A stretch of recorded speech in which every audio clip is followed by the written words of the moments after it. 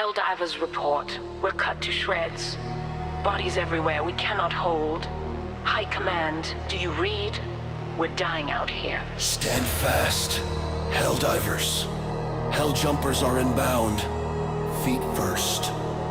For democracy.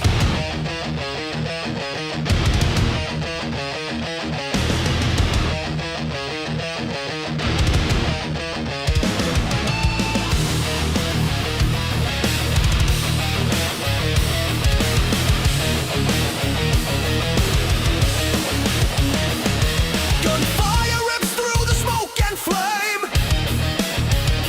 Helldivers fall, but we fight the same. Screams of the dying, blood in the rain. Our lives are the price of democracy's change. Feet first for democracy. From orbit we strike, for all to be free. For Super Earth's glory, for freedom's command. Helljumpers and Helldivers fight hand in hand. Evening's Freedom's Helljumpers. That was Feet First for Democracy by Rising Rhythm, dropping more metal on us than an automaton made you order. Now hey, there's one right over there. That's convenient. I'll grab my double sickle and we'll get to dropping right after this. The top story for tonight is the recently successful major order that occurred within the Illuminated Death Frontier. The Democracy Space Station has been successfully coated with polymer aerosols, rendering it capable of traversing the gloom. Furthermore, the DSS is now fitted with an atmospheric autoclave system capable of sterilizing 50 square kilometers of atmospheric gloom spores per minute, and I am told that this technology can successfully halt a gloom storm, which has pushed the Liberation fleet back from formerly liberated worlds several times before. The autoclave functions by drawing in poisoned air, sterilizing it with polymer aerosols and maybe just a pinch of localized plasma, and then releasing it back out, clean, bright, democratic, and free of infestation. That is a lovely little check mark in our advantage column. Now, if this thing can clear enough gloom for super destroyers to successfully bullseye Hive Lords when they pop up to play whack-a-mole, then we'll be really impressed. Allow me to phrase this bluntly. The DSS has gained the capability to not merely traverse the gloom, but actively counteract it. Buggy better watch his thorax. Every day he gets a little bit less invulnerable than before. That is humanity's greatest strength. We figure stuff out. But we have a bit of extra homework to do, so wet the squid ink off your knuckles, Helldivers, and open your ears.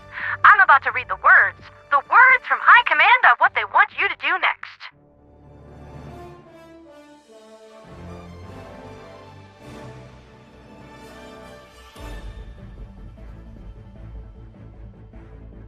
In the early stages of the Second Galactic War, a daring Helldiver raid on Lesath liberated a top-secret automaton data center, codenamed Database 1.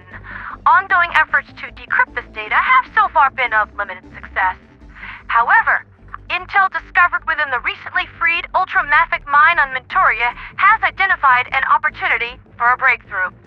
Enemy files indicate that data caches on Menkent and Aesir Pass may contain encryption keys that would unlock data concerning two enigmatic keywords from Database 1.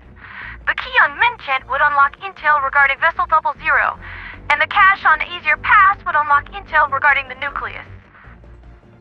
Oh, yeah, and there's something in here about Project Avatar? Whatever, it doesn't sound game-ending. Commander, the aliens continue to make progress on the Avatar project. If we're going to slow them down, we'll need to move Shut up, Bradford. I'm doing a thing in here. Also, stop dripping your sweater over my microphone. You're getting it all fuzzy. This presents a critical choice. The automatons are expected to purge all data from one side as soon as the other is compromised. Very likely, only one encryption key can be recovered. The Helldivers must choose which intel to prioritize. They are ordered to liberate either Menkent or Aesir Pass. This next major order will last 4 days and 15 hours, concluding October 6th, 10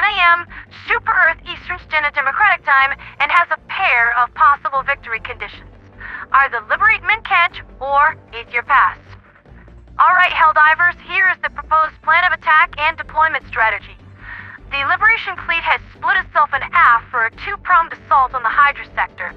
About 40% of the Corps is pushing up through Tarsh in the Morspira sector, and the DSS is attempting to get a foothold on Lesath in the...